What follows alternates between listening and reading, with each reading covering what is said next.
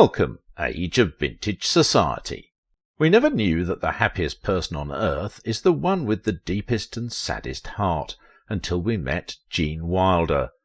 Gene Wilder became famous and wealthy through comedies, but that eternally sad gaze in his eyes told you he was not your average comedian. Well, now it makes sense why the Joker said, "I used to think that my life was a tragedy, but now I realise it's a comedy." How tragic made Gene Wilder a greatest comedian? Make sure to watch the video until the end and leave your thoughts in the comments. If you are new here, join our wonderful community by subscribing to the Age of Vintage channel. Gene Wilder, tragedy behind those twinkling blue eyes. There is a contradiction between Gene Wilder's quirky comedic image and his kind heart, which makes him one of Hollywood's most beloved icons. People who knew him often say that when a fly lands on his arm, he won't hurt it and waits for it to fly away.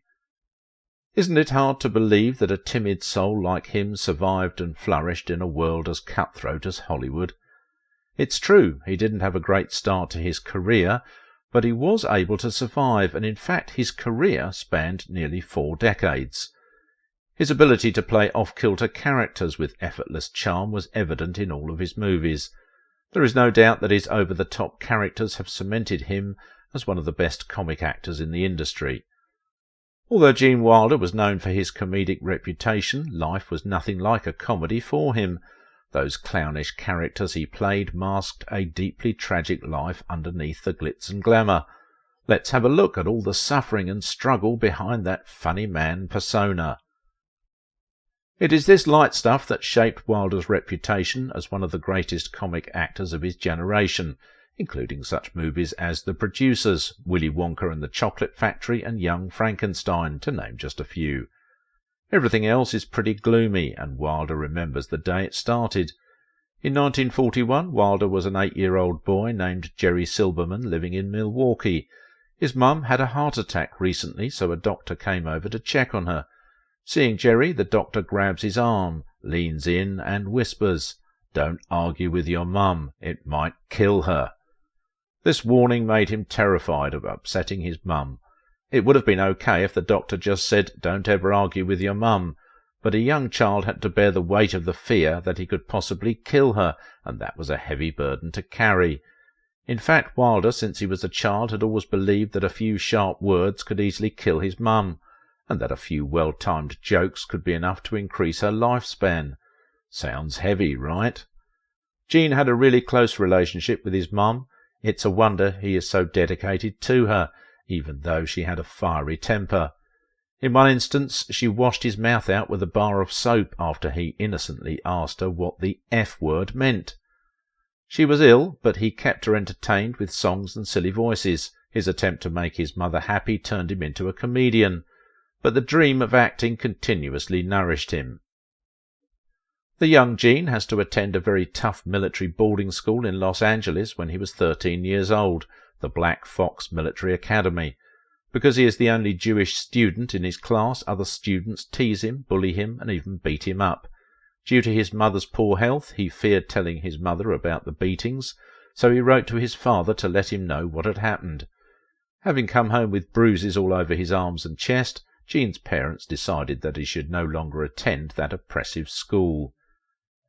It was a bad experience that left a lasting impression on Gene's life. There was a belief in his mind that if he became happy, it would be unfair to his suffering mother, as well as to anyone who was suffering as well. It was around this time that he tried to find comfort in religion. His aunt was a theosophist, a member of the religious movement that was founded by Russian clairvoyant Madame Blavatsky. She welcomed Gene into the circle. Then she introduced Gene to fellow members and what they believe. He was told that he was an angel, and they specifically advised him to stop smoking because it interfered with the messages he was receiving from God. After getting involved with the Theosophites, he became obsessed with praying. His youthful days were filled with hours spent on his knees, begging God's forgiveness for minor offences he had committed. On crowded streets, in parks, and even on buses, he could be heard praying aloud, but he murmured to avoid drawing attention to himself. Acting was the only thing that allowed him to break free from this obsessive-compulsive behaviour. Having graduated from high school in 1951, Gene attended the University of Iowa and then the Old Vic Theatre School in England. It was in the year 1955 that he returned to the US to pursue his acting studies at the HB Studio in New York. In 1956 he was drafted into the Army, but after 2 years he returned to New York to finish his studies. There he met Mary Mercier, an English actress who eventually became his second wife. Their marriage did not last long due to the fact that they were often on the road with acting jobs, so they divorced in 1965. It took him 2 years to marry his second wife, Mary Joan Schutz. Although this marriage lasted a little longer than the first one, it came to an end after 7 years as the couple divorced. His story is also filled with plenty of show business motifs, including memorable cameos by stars and directors Wilder had worked with over the years, including Woody Allen, Mel Brooks and Gilda Radner.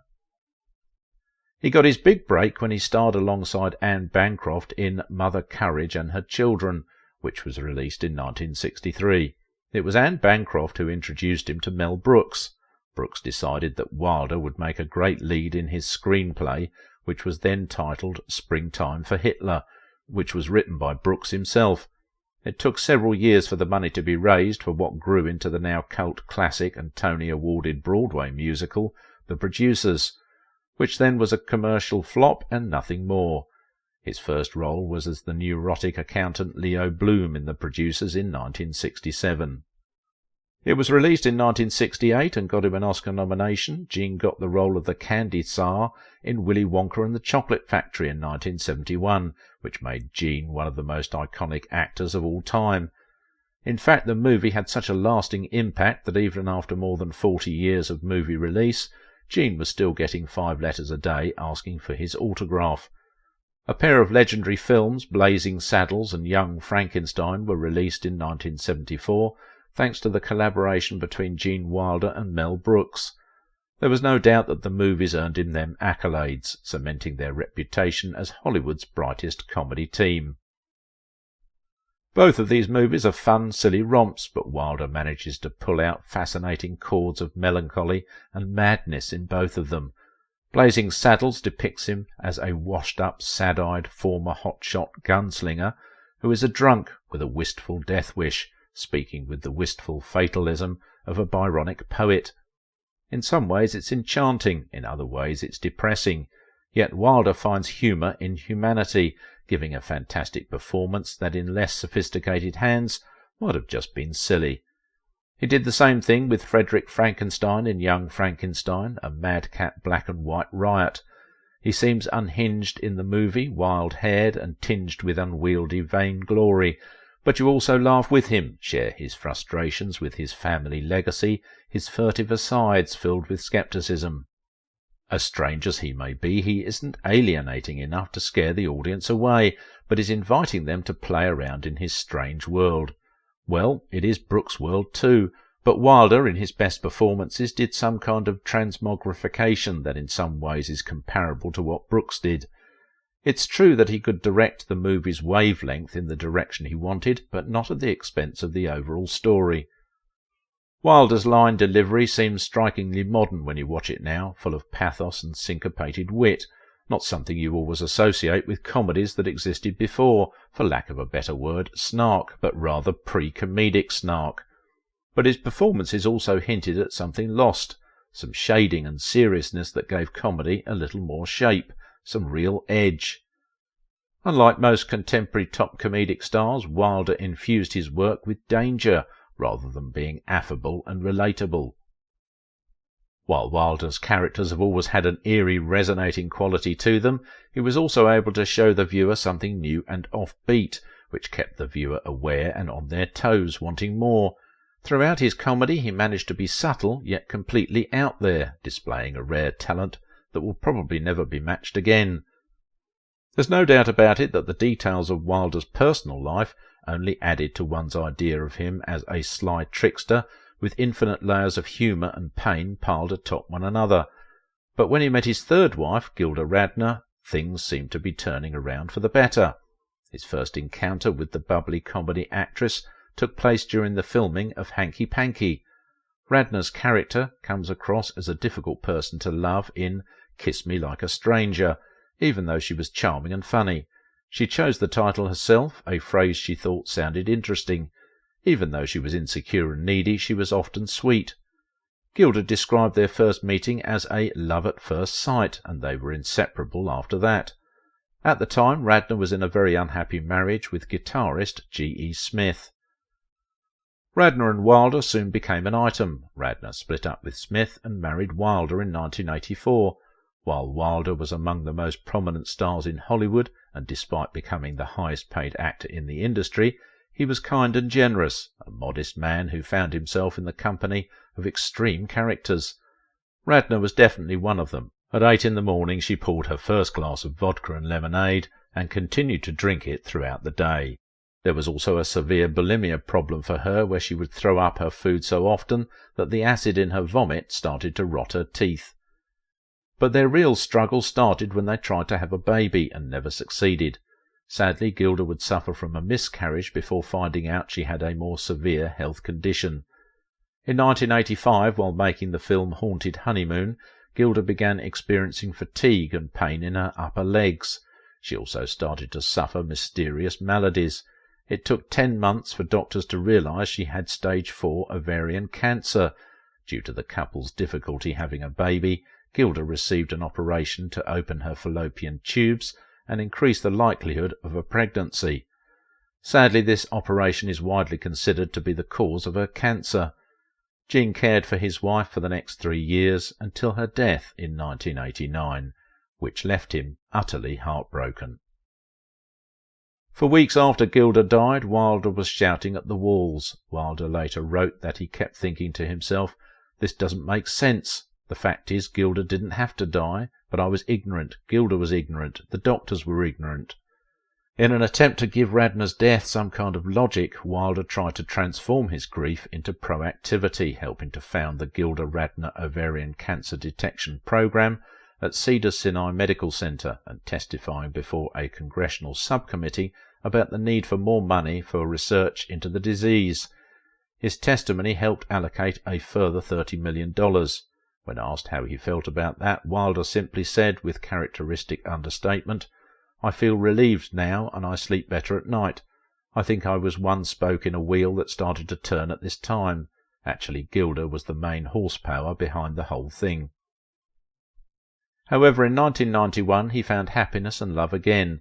He married Karen Webb, a lip-reading expert who had coached him to play a deaf man in the comedy See No Evil, Hear No Evil. The pair live in Connecticut in a house Radnor bequeathed to him, and Wilder spends much of his time painting, as well as acting in the nearby Westport Country Playhouse. He sounds as if he's too busy relishing his newfound contentment to worry about anything as trifling as a career. This sort of happiness is something, he says, he wasn't equipped for until recently, and he seems to want to savour it. It was at the height of his happiness and success that he started to become disillusioned with Hollywood and began distancing himself from close associates. One such falling out is with Mel Brooks. Him and Gene had different opinions of success, and Gene was turned off by Mel's constant pursuit of money and fame. Richard Pryor is probably Gene's most famous movie buddy. They starred together on some of the biggest comedy hits. Blockbuster films like Silver Streak, Stir Crazy and See No Evil, Hear No Evil established the duo as bankable stars with terrific on-screen chemistry. However, Richard's heavy substance use dismayed the clean-living Gene, and they never became good friends. He even stated that during all the years they worked together, Richard Pryor was a pretty unpleasant person to be around. Gene Wilder was never comfortable being the big star, and despite his success, happiness eluded him in Hollywood. Mel Brooks once described Gene as a sheep surrounded by wolves. With no strong friendships and a dissatisfaction of how modern films are catering to violence, swearing and killing, he decided to retire from making movies. He focused on writing books, novels and a personal memoir that narrated his life. In 1991, Gene set up a cancer research program. Tragically, 8 years later, he himself was diagnosed with blood cancer. He was treated and the cancer was in remission by 2005.